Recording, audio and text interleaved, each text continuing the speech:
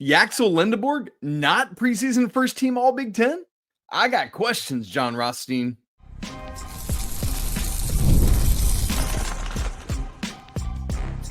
You are Locked On College Basketball, part of the Locked On Podcast Network. Your team every day. Hey there, what's up? Happy Wednesday. Welcome into the Locked On College Basketball Podcast, the only daily national college hoop show out there. I'm your host today, Isaac Schade. You're joining me at the place to get your college basketball content every single day. It's all part of the Locked On Podcast Network. I want to thank you for making us your first listen or watch to get your Wednesday going the right way. This episode is brought to you by FanDuel. Right now, new customers can get $150 in bonus bets if your first $5 bet wins. Special shout out, by the way, to all you everydayers who are here with us, all the members of the Locked On College Basketball Discord. So glad that you're all here hanging out. Coming up on the show today, something I love that Jon Rothstein does each offseason is releases a comprehensive capsule of all the major conferences, and I feel like a couple others too. This week he has released his Big Ten offseason breakdown, so we'll break down some of his breakdown questions, takeaways, things like that. Second, we've got some really interesting exhibition things happening in the state of Alabama, and it's something I want to see more of around the nation. And then a 4-year series between Baylor and Memphis. That's going to be great.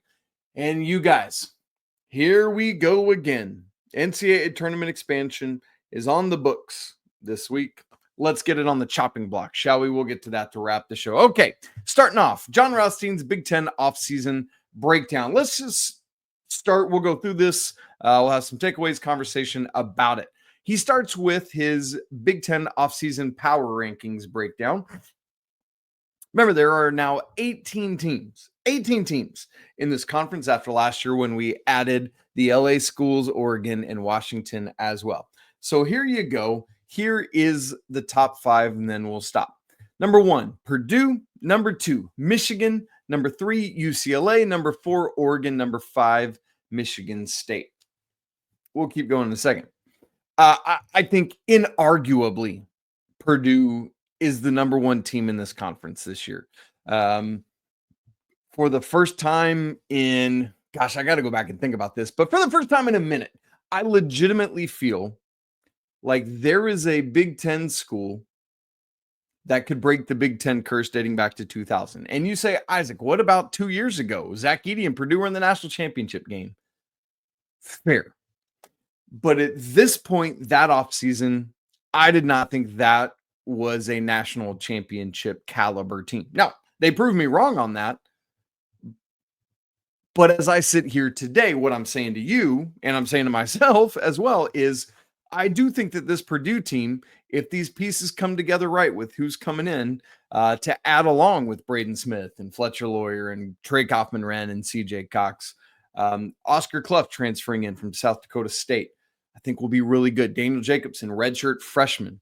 You got Omer Meyer coming over. We just saw him ball out in the FIBA game. So I think having Purdue there is a no-brainer.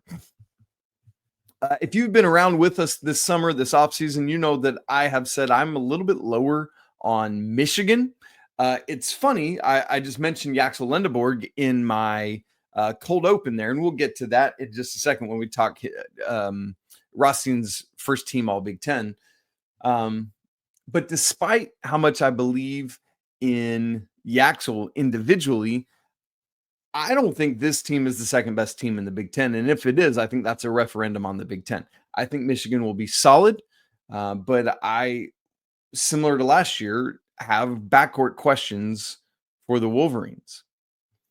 After that, UCLA, I'm a bit higher on UCLA than some others. And Jon Rothstein is actually high on UCLA as well. So I would consider us pretty aligned on that. I would move them ahead of Michigan. And then after that, I'd have to start thinking, we're going to get to Illinois in a second. I would have them a bit higher. He's got them 6th. And I think I would flip Michigan State and Oregon as well. Maybe move Michigan down to 5th. That might be dropping them too far, but that's where I'm at. So Rothstein, let's go the rest of the way here. 6, Illinois. 7, Wisconsin. 8, Ohio State. 9, Washington. That's a lot higher than last year. 10, USC. 11, Maryland. 12, Nebraska. I just wrote corn in my notes, and I was like, who is corn? Cornell? That's I feel like. No, I meant like literal corn. Iowa. 13, Northwestern. 14. How about this, folks? Here's the big what? Indiana down at 15. Speaking of corn, they are mad in the cornfields of the Hoosier State right now. Jon Rothstein, you better run and hide because I bet your mentions are blowing up from this, man. That's crazy. Rutgers, 16, Minnesota, 17, and Penn State, fresh off of their first ever first-round pick in Niederhauser, down in the basement of the Big Ten. So let's go to a couple places here. First off, Washington, who last year, let me remind myself, because I feel like they finished dead last in the Big Ten last year. As I'm looking for that, by the way, I just saw the headline as I'm recording this on Tuesday evening. You see the Giants had an inside the park 3-run homer to walk it off against the Phillies. That's insanity. Crazy stuff. Washington finished in the basement last year. So Rothstein expecting them to take a huge jump all the way up to 9th in the Big Ten. Let's look at his projection for their starters. Des Claude, Wesley Yates, the USC guys in the starting lineup. But it's like, sure, but it's not like USC was great last year. So there's that. JJ Mandequit was awesome at the FIBA stuff. He's got him coming off the bench. I'm interested to see if he'll play himself into the starting lineup at some point. I'm going to have to see it to believe it with Washington, but man, I sure hope they can get it done. That'd be interesting to see. And then right behind Washington at 10th is USC. That's interesting. You've got Elijah Arenas. Remember, he had that health scare, and now it seems like he's going to be fine and good and ready to play. You've got Chad Baker-Mazar, remember, transferring in from Auburn, the kind of the wild card guy, but man, I think he's so good. And apparently he and Muss just have that same energy, and get along really well. So I'll be interested to see how that comes together, and where USC actually lands. Maryland's going to fall way off this year after losing Jacoby Gillespie, who transfers to Tennessee. After losing Derek Queen, obviously is a massive part of that team. Julian Reese gone as well. And so, man, a lot there. Rodney Rice is out the door. I'm just trying to think. Yeah. And so that's that. Now, let's fly all the way down here to Indiana. They lose a lot. Miles Rice, Mackenzie Mbako, Umar Ballo in his lone year, Malik Renew. And it's going to look very different with Darren DeVries as the head coach. Hopefully his son Tucker will be healthy and ready to go, because he's legitimately one of the top 5 scorers in the nation if he's healthy and ready to go. So I hope that from them. The problem, though, is you're like, really, Indiana 15th? When you start looking at the roster, it's like, oh, Indiana 15th. But it is befuddling that the great Hoosiers would be that low, but that's where we are. So I'm curious to hear your thoughts and where you think that is. Next place I want to go to with this Big Ten offseason breakdown is the first team, all Big Ten, that Rothstein has for us. Both Braden Smith and Trey Kaufman-Renn from Purdue, Nick Martinelli at Northwestern, Donovan Dent at UCLA, and Bennett Sturts at Iowa. I am fully on board with 4/5 of this list. What's funny is I'm very interested, because obviously Andy and I will do our Big Ten preview as we get closer to the season. So this is just off the cuff at this point, but no argument at all with Braden Smith. In fact, Rothstein also has him as the preseason Big Ten Player of the Year. I think that's the right pick. I don't think you can go anywhere else. In fact, he might be some people's, he was our preseason number 1 in the little top 10 thing we did last week. So there's that. Donovan Dent going from New Mexico to UCLA, man, that makes a ton of sense to me as well. It's a different type of fit at UCLA with shouts to McBruins, but it's Donovan Dent, and he's going to be phenomenal. I love that Bennett Sturts is on this list, coming from D2 2 years ago to Drake last year, and then follows his head coach to Iowa, man. That's great, great, great, great stuff. And so I would love to see I love it when these guys blow up, and like Dalton Connect a couple years ago, right? Like it's the coolest thing when this happens. Now the question with Sturtz is going to be the same question I have with my big point of contention here.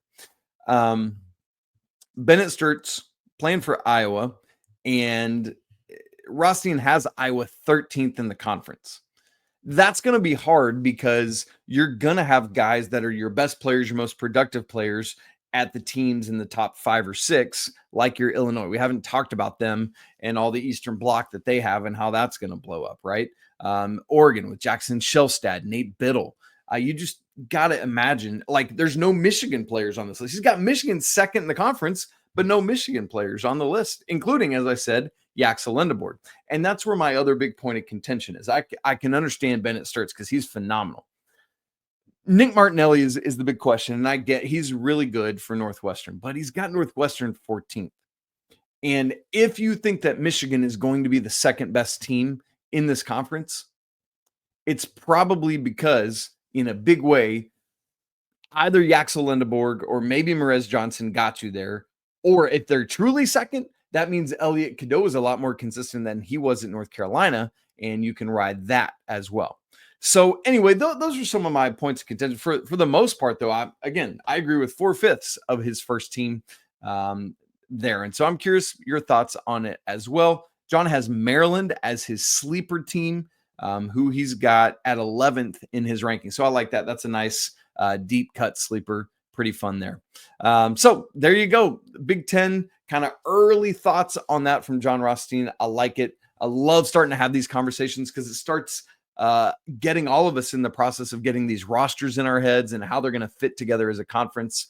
Man, it'll be really interesting to see who can fight their way out of that. And assuming Purdue is who we thought they were, I feel like perennially I'm asking this question: who is going to be 2 through 9 in the Big Ten, and how jumbled will it be? Well, next we turn our attention to a new thing happening in the state of Alabama. There was kind of a preamble of it last year, but now we're going full on with it. And I think this is great for the new exhibition era that we're in. We'll talk about that in just a second. Right after I tell you about FanDuel, y'all, summer sports, they're in full swing. And whether you're all about baseball under the lights, golf on the green, or high-stakes soccer action, FanDuel is the best way to make every game even more exciting. You're already following the action, so why not make it even a little more thrilling? With FanDuel, you can get in on the game while your friends are off at the beach getting sunburned. You can use FanDuel to track all your favorite matchups, and the FanDuel app keeps it fresh with new daily promotions and fun ways to bet. It's easy to use, it's fast to pay out, and makes even regular season games feel like must-watch events. I love that, man. It's so fun when it starts to feel that way. So whether you're placing the same game parlay, watching a bet right into the 9th inning, FanDuel makes it feel like you're always part of the action. How about some national championship odds for basketball next year? Purdue, we just talked about them. They lead the way at plus 900, followed by Houston at plus 1,000, then Duke at plus 1,300, and a quintet of Florida, Kentucky, Michigan, St. John's, and UConn all at plus 1,700. So new to FanDuel? Great. New customers, you can bet just $5, and if it wins, you're going to get $150 in bonus bets. Open up the FanDuel app today or visit FanDuel.com/lockedon to get started. Y'all, this is really cool. Last year, we had an exhibition in Boutwell Auditorium. It's a 101-year-old auditorium in Birmingham, Alabama. There had not been basketball played there in about 45 years or so. And last year, Alabama played an exhibition there against, can't remember who it was. Man, you know what? I think I still have the press release pulled up, and I bet I can remind myself of who it was. Wake. That's right. Alabama and Wake Forest. Good grief. Come on, brain. Do better stuff. But this year, Ballin' in Boutwell is what we're calling it, is going to be a 3-game kind of 3 men's games, I should say, exhibition tour in mid-October. It's going to be 3 men's games in 4 days with the women's game as well. So October 13th, we've got kind of a mid and low major battle in state between Samford, which is right there in the Birmingham area, My very good friend, Joe Peterson, works there in the sports administration area. Just great dude, great university. I love Sanford. Obviously, Bucky McMillan out the door to Texas A&M now. Good stuff there. They're playing Alabama A&M, which is in Mobile. That'll be at 7 p.m. on October 13th. Then a day off. And then on the 15th, you'll have Auburn and Oklahoma State. Go Pokes at 7 p.m. Also there in Boutwell. And then the next night to wrap it all up on the 16th, we will have Alabama and the new look Florida State Seminoles under Luke Laux, also at 7 p.m. Now, what's cool about that day is Alabama, Florida State play at 7 p.m., which should be Central Time, because all of Alabama's, or at least Birmingham's in Central Time, I know, because we go down there to see my friend that works at Sanford. Anyway, the women, Bama and FSU, play at noon that day as well. So, man, okay. First off, this is just rad. All, 4 of these 6 in-state schools. Auburn playing another high major out of the Big 12. Alabama playing another high major out of the ACC, similar to what they did last year playing Wake. And this is good. I just want to keep going back to, man, we rail against the NCAA so often for things they do wrong. Let's praise them for getting this right. Allowing high majors to play high majors in a public way in exhibition season, right? It used to be either you could play public exhibitions against like D2 schools, or you could play secret scrimmages against high majors or whatever it was. So now things have changed. You still get 2 exhibitions, but they can both be high major and they can both be public. Man, it's good stuff. And so not only do I love that that's happening, but I love that these Alabama schools are taking an opportunity in a historic building to play some fun games, almost NTE style, right? It's not really, but it's over the course of a couple days, one-offs.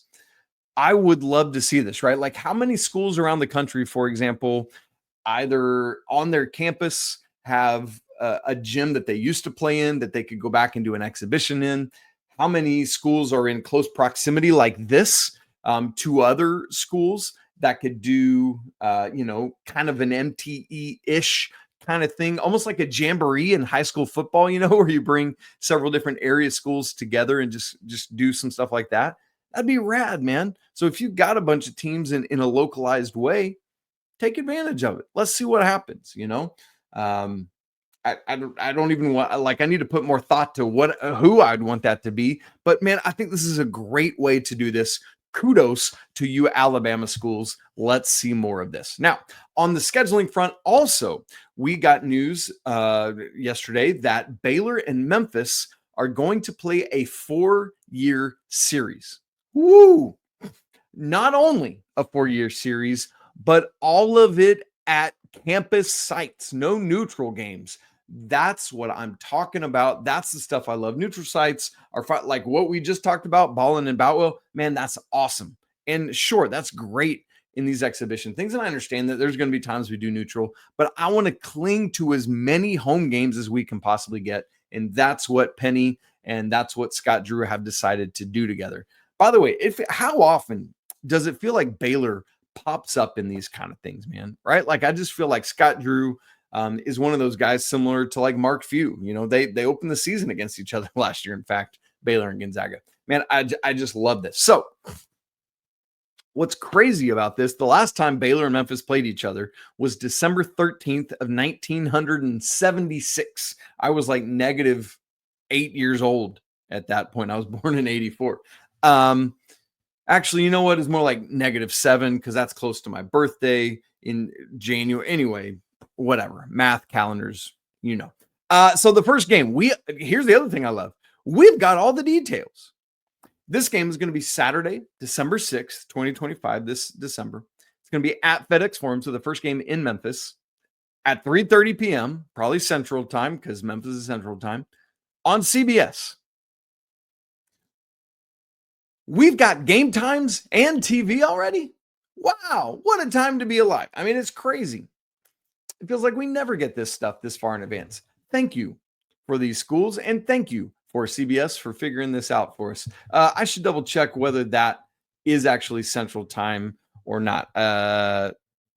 It just says tip is set for 3:30 p.m., but that's from the Memphis release. Memphis is in Central Time, so I'm assuming That's what that means. Let me look and see. Yeah, it says 3:30 on their website, and it's probably in all games in Central Time thing. So if you're an East Coaster, 4:30. If you're a West Coaster, 1:30. There you go. Okay. Anyway, so the other 3 games of the series, we already got the date for next year, December 5th. That one will obviously be in Waco. And then they're like snake drafting this thing where game 3 is going to be in Waco in the 27-28 season. No date on that yet. And then the 4-year series will wrap in 28-29 back in Memphis. No date on that one either. Kudos to both these coaches, man. I love it. I love these campus games. Just scheduling ingenuity, man. That's the flexibility that we have in college basketball that college football either can't do or hasn't been willing to try. They schedule their games like feels like decades out. And I think we learned all the more. One of the leftovers from COVID, man, is that you can adjust quickly and schedule. And so I love getting so much of this, that both that exhibition thing we just talked about in Alabama with Ballin and Bout good grief, in Boutwell, and then with this 4-year series between Baylor and Memphis. Great stuff. Also very shrewd of Memphis to be getting as many of these kind of games as they can. Last year they had multiple Big 12 games. It's just the AAC is not producing what they need it to produce. And so if Memphis is going to continue to not be able to get to the Big 12 or ACC or Big East or Pac-12, whatever it is, they got to do more of this. So good stuff there. Now, not good stuff is that on the agenda yet again is NCAA tournament expansion. Boo, sad, yuck, gross. We don't want it. We don't need it. Let's talk more about it. We'll do that to wrap the show in just a second.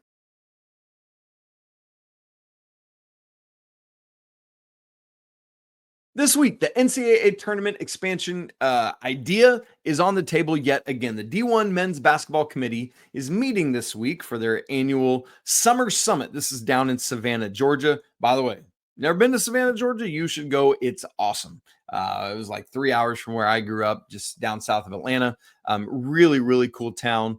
So anyway, if you ever get the chance, you should go to Savannah. It's like old colonial feels, old colonial vibes down on the coast, man. It's great. Obviously, lots of agenda items when the D1 committee gets together, but most important to almost all of us is going to be tournament expansion or not. Dear goodness, I hope not. Now, I recognize that there are probably some of you out there listening and watching to this, listening to or watching this that are in favor of expansion. Cool, great. I love those conversations, right? Like, I think they're fun and engaging, and I'm never going to be deterred about having those conversations. I'd love to. So come and engage with me on it. Let's talk about it.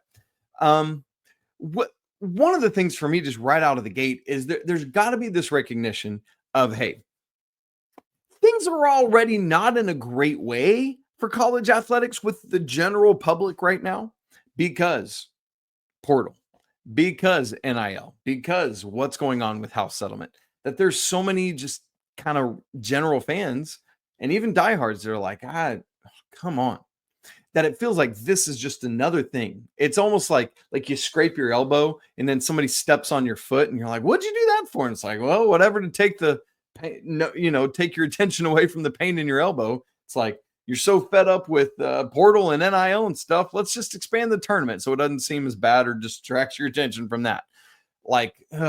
Anyway, Matt Norlander earlier this week, I think it was on Monday, wrote an article for CBS detailing some of the math and data, working to debunk some of the major talking points for the pro expansion crowd. And it just brings all this back to light and is a good time to discuss it.